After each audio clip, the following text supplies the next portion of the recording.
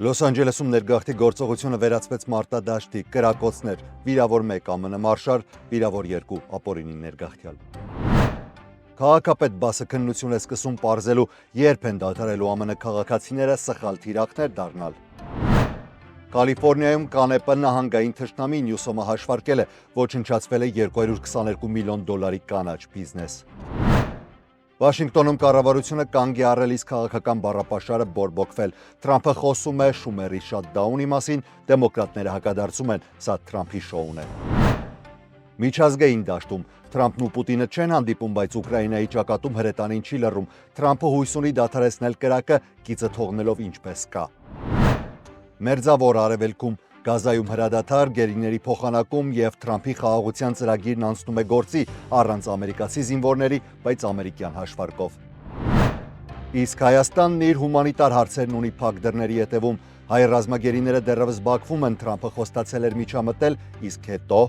Կարմիր խաչն էլ չի տեսակցում նրանց։ Խաղաղություն թղթի վրա կամ մարդկային ճակատագրերի մասին հատուկ ռեպորտաժը։ Այս եւ մի շարք այլ հետաքրքիր թեմաների մանրամասները հաջորդիվ։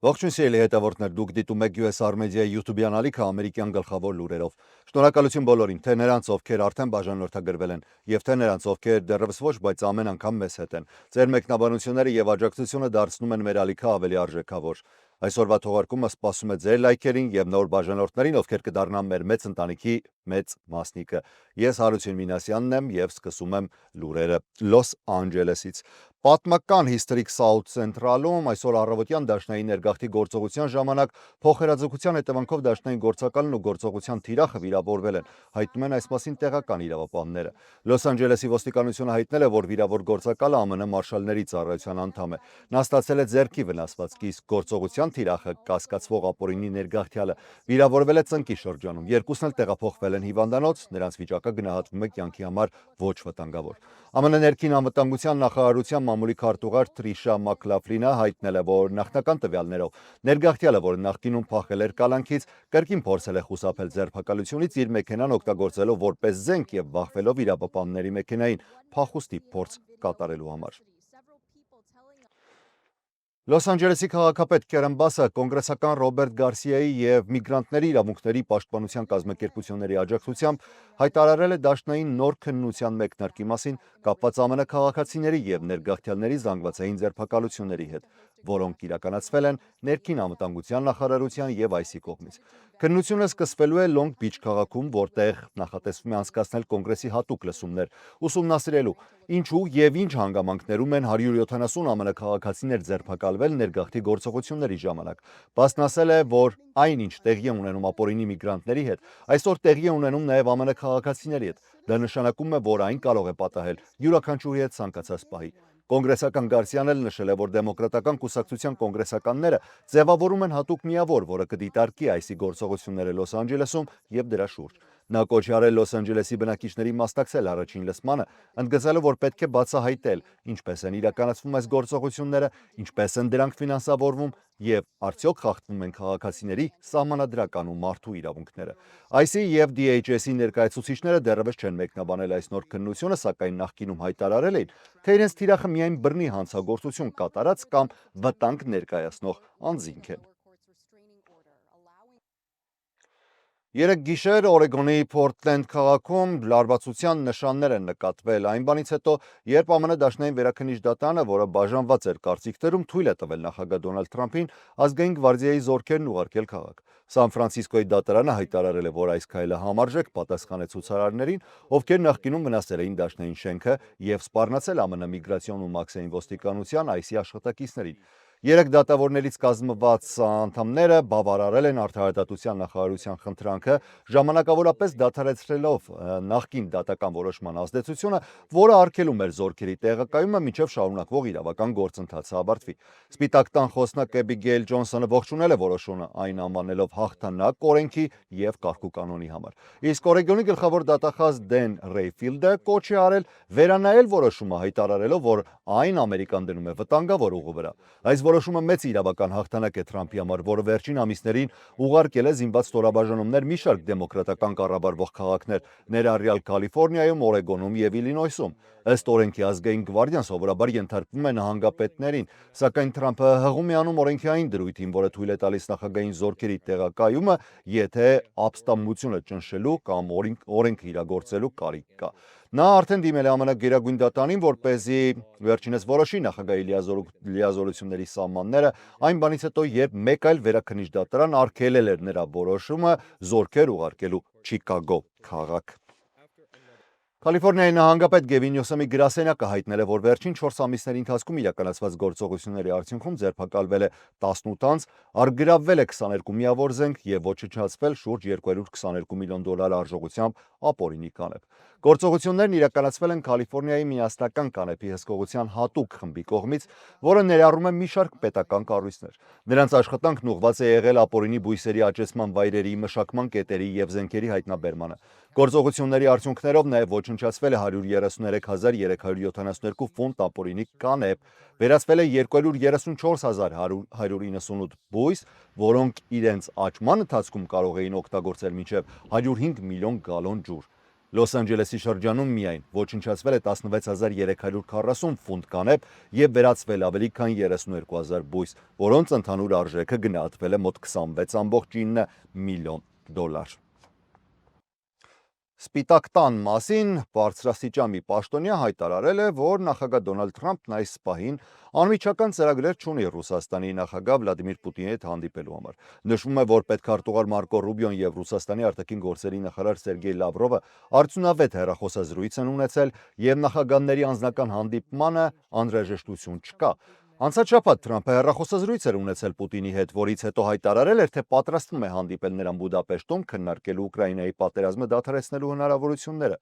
Թե երբ էր նախատեսված այդ հանդիպումը, նա չէր նշել, սակայն հավելել էր, որ շուտով Միացյալ Նահանգների և Ռուսաստանի միջև կանցկացվեն բարձր մակարդակի բանակցություններ, որոնք ղեկավարի Ռուբիոն։ Կրեմլի խոսնակ Դմիտրի Պեսկովն էլ ընդգծել է, որ նման հանդիպման նախապատրաստությունը պահանջում է լուրջ աշխատանք։ Թրամփն ու Պուտինը վերջին անգամ հանդիպել էին այս տարվա օգոստոսին Ալյասկայի Անկորիջ քաղաքում, սակայն բանակցությունները որևէ շոշափելի արդյունք չէին տվել։ Ռուսաստանը շարունակում է իր ռազմական հարձակումներ անօդաչուներով և հրթիռներով հարվածելով Ուկրաինայի տարբեր շրջանների։ Թրամփը շարունակում է կողմ լինել հրադադարին, սակայն առաջարկելով, որ պատերազմը դադարեցվի ներկա ճակատային գծով և Ռուսաստանը պահպանի Դոնբասում անգամ իր գրաված տարածքները։ Այնուամենայնիվ, նախագահը տարբեր պահերի հակասական հայտարարություններ է արել Ուկրաինայի պատերազմի և Ռուսաստանի կողմից գրավված տարածքների վերաբերյալ։ Նախորդ ամիս նա օրինակ ասել էր, որ Ուկրաինան կարող է և պետք է վերադարձնի իր ամբողջ տարածքը Եվրոպայի և ՆԱՏՕ-ի ֆինանսական աջակցության շնորհիվ։ Զելենսկին, սակայն, իր հերթին մերժում է որևէ տարածք զիջելու հնարավորությունը, հայտարարելով, որ Եվրոպան պետք է ճիշտ ձևով ճնշում գործադրի Ռուսաստանի վրա։ Շարունակենք նախագահի թեմայով։ Դոնալդ Թրամփի պատմական խաղաղության նախաձեռնությունը Մերձավոր Արևելքում մտնում է իրագործման նոր փուլ։ ԱՄՆ փոխնախագահն ու դիվանագիտական պատվիրակությունը հանդես են եկել հայտարարությամբ, բացելով քաղաքացիական և ռազմական համագործակցության կենտրոնը, որտեղ իսրայելացիներն ու ամերիկացիները համատեղ աշխատելու են Գազայի վերականգնման ծրագրի վրա։ Նախագահ Թրամփի վարչակազմը նպատակ ունի ստեղծել երկարաժամկետ խաղաղություն, վերակառուցել Գազան և ապահովել կայուն անվտանգություն տարածաշրջանում առանց ամերիկացի զինվորների ներգրավման։ Ջեյ Դի Վենսը շնորհակալություն է հայտնել Իսրայելի կառավարությանը, ինչպես նաև արաբական երկրներին, Թուրքիային, անգամ Ինդոնեզիային, որոնք համաձայնել են մասնակցել ծրագրին։ Այժմ իրականացվում է Գազայի ապառազմականացման և վերակառուցման փուլը, որի շրջանակում ստեղծվում է միջազգային անվտանգության ուժ վերահսկելու խաղաղ գործընթացը։ Եթե Համասը չզիջի և չհրաժարվի իր զինված գործողություններից, նա կվերացվի ամբողջությամբ, հայտարարել է փոխնախագահը, հիշեցնելով Թրամփի խոսքերը։ Ամերիկյան կողմը հաստատել է, որ ոչ մի ամերիկացի զինվոր չի տեղակայվի Գազայում։ ԱՄՆ-ի դերը կլինի կոորդինացիոն և դիվանագիտական, ապահովելով համագործակցությունը բոլոր գործընկեր երկրների միջև։ Ադմիրալ Քուփերը նշել է, որ կենտրոնում ծառայության է անցնում 200 ամերիկացի զինծառայող, ովքեր համակարգում են Գազամուտք գործող բոլոր բեռների ու օգնության հոսքը։ Ջարեդ Քուշները, որը ղեկավարում է ծրագրի ռազմավարական մասը, հավելել է, որ ստեղծում են մոդել, որը ոչ միայն Մերձավոր Արևելքում, այլև այլ տարածաշրջաններում կարող է հիմք դառնալ երկարաժամկետ խաղաղության համար։ Նախագահ Թրամփի խաղաղության ծրագիրը 20 կետից բաղկացած նախաձեռնություն է, որը նախատեսում է Գազայի աստիճանաբար ապառազմականացում, տնտեսական վերականգնում և քաղաքացիական կառավարման նոր համակարգի ձևավորում։ Միացյալ Նահանգների նախագահի միջնորդությամբ Մերձավոր Արևելքում հակամարտությունը վերջապես հասնում է բեկումնային պահի։ Դրական իմաստով Գազայում հաստատվեց հրադադար, իսկ Իսրայելն ու Պաղեստինը իրականացրեցին գերիների փոխանակում։ Այս քայլը միջազգային հանրության կողմից գնահատվեց որպես հումանիտար առաջընթաց, որը կարող է հիմք դառնալ խաղաղության գործընթացի վերջնականացման համար։ Հումանիտար հարցերը, սակայն, երբեք չեն սահմանափակվում մեկ տարածաշրջանով։ Դրանք դառնում են գլխավոր փորձությունը յուրաքանչյուր խաղաղության նախաձեռնության համար, լինի դա Մերձավոր Արևելքում, թե Հարավային Կովկասում։ Տարբերությունն այն է, որ Գազայում գերիների վերադարձն առաջնային էր, իսկ հայառազմագերիների ճակատագիրը դեռևս կախված է մնում անորոշության մեջ։ Հայաստանից մեր գործընկերոջ պատրաստած ռեպորտաժը քաղաքական պայմանավորվածությունների եւ հումանիտար պարտավորությունների առանցքում մարդկային ճակատագրերի մասին է։ ԱՄՆ նախագահի միջնորդությամբ Գազայում հրադադար հաստատվեց, Իսրայելն ու Պաղեստինը փոխանակեցին գերիներին։ Հումանիտար հարցերը որպես կանոն դառնում են առաջնային, երբ հակամարտող կողմերը որոշում են հասնել խաղաղության։ Միացյալ Նահանգների նախագահի միջնորդությամբ դեռ օգոստոսին Վաշինգտոնում հանդիպեցին նաև Հայաստանի եւ Ադրբեջանի ղեկավարները։ Հայ ռազմագերիներից ու պատանդներից ամերիկացի լրագրողները հարցրեցին, երբ Դոնալդ Թրամփը Նիկոլ Փաշինյանին էր դիմավորում։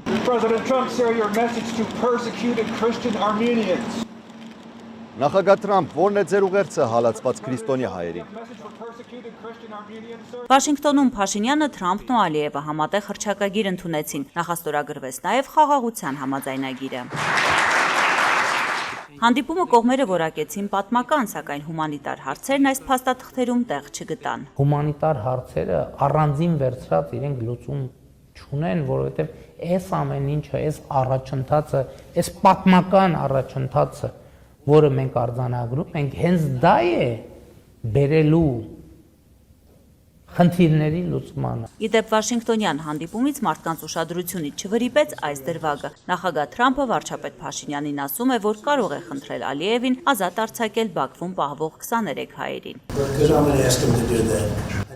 Ես կարող եմ խնդրել նրան անել դա, այդ հարցը կարևոր է, այնպես չէ։ Հայ գերիների համար խնդրել է Թրամփը Ալիևին, թե ոչ որևէ հաղորդագրություն կամ տեսանյութ չտարածվեց, բայց Փաշինյանը հենց Վաշինգտոնում ասաց, բոլոր բանակցություններում այդ հարցը հայկական կողմը բարձրացնում է։ Չկա այդպիսի բանակցություն, որտեղ մենք այդ թեման անազատության մեջ գտնվող Ադրբեջանում մեր հայրենակիցների թեման չենք բարձրացնում։ Քանի դեռ արդյունք չկա, ուրեմն ցավոք արդյունք չկա։ Վաշինգտոնյան հանդիպումից հետո կողմերը տարբեր հարթակներում արձանագրեցին Հայաստանի եւ Ադրբեջանի միջև խաղաղություն է հաստատվել, բայց ամիսներ անց էլ հայ գերիների վերադարձի հարցը մնում է չլուծված։ Ադրբեջանը 23 հայերից մի մասին ազատազրկման է դատապարտել տարբեր մեղադրանքներով, մյուսների, այդ թվում եւ Արցախի ռազմաքաղաքական ղեկավարության շինչ ու դատավարությունները շարունակվում են։ Օրերս Ֆինլանդիայի արտաքին գործերի նախարարի հետ հանդիպման ընթացքում էլ Հայաստանի արտաքին գերատեսչության ղեկավարը խոստովանեց, չնայած խաղաղության գործընթաց ու էական հարցերի շուրջ ձեռք բերված պայմանավորվածություններին, գերիների վերադարձի ապահովումը հավելյալ ջանքեր է պահանջում։ Մենք ամենօրյա մեր աշխատանքն ենք իրականացնում այս ուղղությամբ, ոչ միշտ տեսանելի, ոչ միշտ արդյունավետ, հակառակ դեպքում հարցը վաղուց լուծված եւ դուրս եկած կլներ օրակարգից։ Արարատ Միրզոյանը հույս ունի, առաջիկայում կարող են լավ նորություններ լինել։ Շարմ Շեյխում տեղ ունեցած այդ խաղաղության գագաթաժողովի շրջանակներում կրկին մեր ադրբեջանցի գործընկերների հետ քննարկել ենք այս հարցը։ Այնպես որ հուսանք, որ մեր ջանքերը դրական արդյունքով կպսակվեն առաջիկայում։ Իսկ մինչև այդ Ադրբեջանում դադարեցվել է Կարմիր խաչի միջազգային կոմիտեի գրասենյակի գործունեությունը։ Այն միակ անկախ միջազգային կառույցն էր, որ կարող էր այցելել բանտում պահվող հայերին եւ կապ ապահովել հարազատների հետ։ Վերջին անգամ Կարմիր խաչը հայ ռազմագերիներին այցելել է հունիսին։ Այս ընթացքում միջազգային որևէ այլ կառույցի ներկայացուցիչ նրանց չի տեսակցել։ Գերիների վիճակի մասին օբյեկտիվ տեղեկատվություն ստանալու հնարավորություն հարազատները չունեն։ Վերջերս անդրադարձել է Ֆրանսիայի նախկին նախագահի դատավարությանը եւ հարկ եմ համարում զարգացումներին նույնպես անդրադառնալ։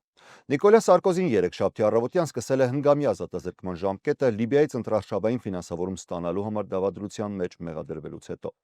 70-ամյա Սարկոզին Ֆրանսիայի նախագահն էր 2007-ից 12 թվականներին։ Չնայած դատապարտմանը Սարկոզիի քաղաքական ազդեցությունը դեռևս զգալի է։ Նրա տան մոտ հավաքվել էին հարյուրավոր աջակիցներ, որոնք երգում էին Ֆրանսիայի ազգային օրհներգը։ Նրանք ծափարություններով են ուղեկցել նախկին պահպանողական նախագահին, երբ նա կնոջ Կարլա Բրունիի ձեռքը բռնած քայլել է դեպի այն մեքենան, որը պետք է նրան տեղափոխեր Լա Սանտե-Բանդ։ Սարկոզին դարձել է առաջին ֆրանսիացի նախկին առաջնորդը, որը բանտարկվում է Երկրորդ համաշխարհային պատերազմից հետո, երբ դատապարտվել էր նացիստների հետ համագործակցած մարշալ Ֆիլիպ Պետենը։ Բանտ ուղևորվելուց քիչ առաջ Սարկոզին կրկին հայտարարել էր, որ անմեղ է։ Սոցիալական ցանցերում երկար գրառման մեջ նա իրեն նկարագրել է վրեժխնդրության եւ ատելության զոհ։ Նա դատապարտվել էր նախորդ ամիս երկարատև դատավարություններից հետո, որոնք կապված էին մեղադրանքների հետ, թե իր նախընտրական քարոզարշավը միլիոնավոր եվրոներ է ստացել Լիբիայի առաջնորդ Մուամար Քադաֆիից, որը հետագայում տապալվեց եւ սպանվեց։ Դատարանը Սարկոզիին ճանաչեց մեղավոր դավադրություն կազմակերպելու մեջ իր մերձավորների հետ, սակայն նրան արդարացրեց անձամբ այդ միջոցները ստանալու կամ օգտագործելու մեղադրանքից։ Բանտի մոտ Սարկոզիի փաստաբանները լրագրողներին ասել են, որ արդեն ներկայացրել են վաղաժամ ազատ արձակման դիմում, որը նախատեսվում է քննարկել մոտ 1 ամսվա ընթացքում։ Նրանք հույս են հայտնել, որ նախկին նախագահը կարող է տուն վերադառնալ Սուրբ Ծննդյան նախաժեմին։ Նախագահի բանտարկման որոշումը հարուցել է վրդովմունք ինչպես Սարկոզիի քաղաքական դաշնակիցների, այնպես էլ ֆրանսիական ծայրահեղ աջերի շրջանում։ Թողարկման այս հատվածում թույլ տվեք շնորհակալություն հայտնել մեր գործընկերներին համագործակցության համար։ Շատ կարևոր է, երբ կողքիդ կանգնած է կայուն եւ գնահատված բիզնես։ Բայց շեղվենք նաեւ միջազգային թեմաներից ու վերադառնանք Միացյալ Նահանգներ։ Ուղղակի փոքրիկ հիշեցում սկզբում մինչև հաջորդ նյութին անցնել, հավանաբար կհիշեք, որ նախորդ ամիս անձրևների ժամանակ մի արտասովոր ու դժբախտ դեպք էր պատահել Բարսոու քաղաքում։ Մեքենան ջրհեղեղը քշել էր, տարել էր, հայրը փրկվել էր, իսկ երկամյա փոքրիկը համարվում էր անհետ կորած ու որոնողական փրկարարական աշխատանքների հաջորդ օրը հայտարարվեց, որ գտել էին փոքրիկի դիպ։ Այսօր Բարսոուի ոստիկանությունը ձերբակալել է 26-ամյա Բրենդոն Պադիլա Ագիլերային, մեղադրելով իր 2 տարեկան որդու Քսավիեր Պադիլա Ագիլերայի մահվան մեջ։ Ոստիկանության հաղորդագրության մեջ նշվում է. «Մեկամսյա քննության ընթացքում քննիչները խոսել են վկաների հետ, հավաքել ապացույցներ։ Հավաքված տվյալների հիման վրա էլ քննիչները ստացել են ձերբակալության հրաման։ Բրենդոն Պադիլա Ագիլերայի համար սահմանվել է մոտ $1 միլիոն գրավ։ Նրա նախնական դատական նիստը նախատեսված է Վիկտորվիլի գերագույն դատանում։ Սան Բեռնարդինոյի շրջանի դատախազությունը հայտնել է, որ գործը փոխանցվել է իրենց մեղադրանք ներկայացնելու որոշման համար։ Ամերիկյան զինուժի հարվածից ողջ մնացած նավակով թմրանյութ տեղափոխելու մեջ կասկածվող անձը, որը վերադարձվել էր Էկվադոր, ազատ է արձակվել իշխանությունների կողմից, քանի որ դատախազները հայտարարել էին, թե նրա դեմ հանցագործության որևէ ապացույց չկա։ ԱՄՆ զինուճը հարվածել էր նավակի, որը ըստ Թրամփի վարչակազմի տեղափոխում էր թմրանյութեր Կարիբյան ծովով։ 2 անձ էին ողջ մնացել Էկվադորի եւ Կոլումբիայի քաղաքացիներ։ Վերջինս նույնպես վերադարձվել է Կոլումբիային եւ դեռևս գտնվում է հիվանդանոցում։ Նախագահ Դոնալդ Թրամփը հայտարարել էր, որ նավակն ամբողջությամբ լցված էր հիմնականում ֆենտանիլով եւ այլ ապօրինի նյութերով։ Թրամփը նշել էր, որ նավակի վրա գտնվող 4 անձանցից 2-ը սպանվել են, իսկ մյուս 2-ը վերադարձվել իրենց երկրներ կալանքի եւ դատական պատասխանատվության ենթարկվելու համար։ Սա արդեն 6-րդ նման հարվածներ սեպտեմբերից ի վեր, իսկ 7-րդը տեղի էր ունեցել ուրբաթ օրը, բարձրացնելով զոհերի ընդհանուր թիվը առնվազն 32-ի։ Այս գործողությունները լարվածություն են առաջացրել տարածաշրջանում, հատկապես Միացյալ Նահանգների, Կոլումբիայի եւ Վենեսուելայի միջև։ Կոլումբիայի կառավարությունը հայտարարել է, որ իր քաղաքացուն մեղադրանք կներկայացվի թմրանյութերի մաքսանենգության համար, հավելելով, որ նա ծանր վիրավոր է։ Կոլումբիան նաև հետ է կանչել իր դեսպանին Վաշինգտոնից նախագահ Գուստավո Պետրոյի եւ Դոնալդ Թրամփի միջև սրված հարաբերություններից հետո։ Լարվածությունն աճել էր հատկապես այն բանից հետո, երբ Թրամփը Պետրոյին անվանել էր թմրանյութերի ապօրինի առաջնորդ եւ խելագարի պատասխան վերջինիս մեղադրանքներին, թե Միացյալ Նահանգները սեպտեմբերի 16-ին հարվածի ժամանակ սպանել է Կոլումբիայի քաղաքացու։ Միևնույն ժամանակ Էկվադորի նախագահ Դանիել Նոբոան Թրամփին ուղղված իր գրությամբ X-ում ասել է. Նախագահ Թրամփ, Էկվադորը շարունակում է մնալ համաշխարհային պայքարի առաջնագծում թմրանյութերի դեմ։ Այս մարտահրավերները պահանջում են միասնականություն այն ազգերի միջև, որոնք հավատարիմ են խաղաղությանը եւ բարգավաճմանը։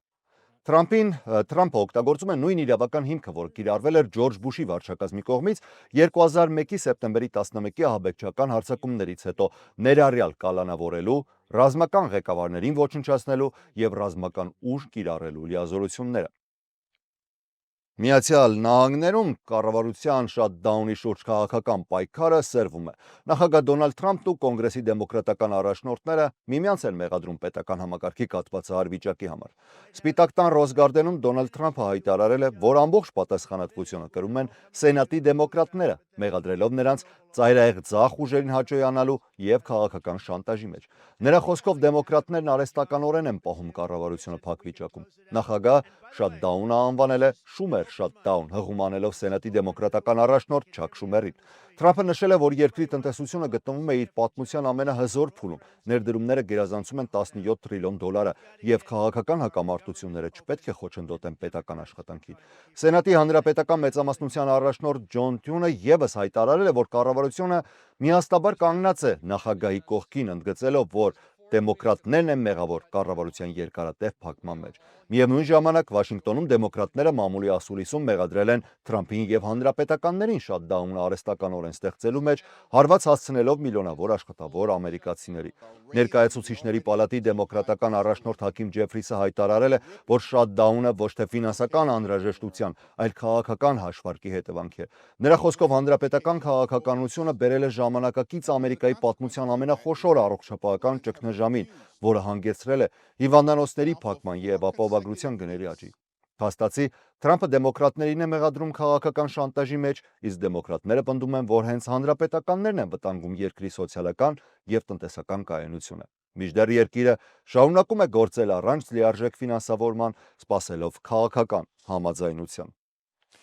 Վերջին լուրը տնտեսական շարքից է, նավթի գներն անընդմեջ երկրորդ օրը նվազել են պայմանավորված միաժամանակ և գերարտադրության վտանգով և պահանջարկի անկման ռիսկերով, որոնք ծագել են ԱՄՆ-Չինաստան նոր լարվածությունից։ Աշխարհի երկու խոշորագույն նավթ սպառողները Միացյալ Նահանգներն ու Չինաստանը վերսկսել են առևտրային պատերազմը միմյանց վրա նոր մաքսային տուրքեր սահմանելով նավերով փոխադրվող բեռների համար։ Այս տուրքով Տուրքի դիմաց քաղաքականությունը կարող է խաթարել նաև գլոբալ բեռնափոխադրումների հոսքերը։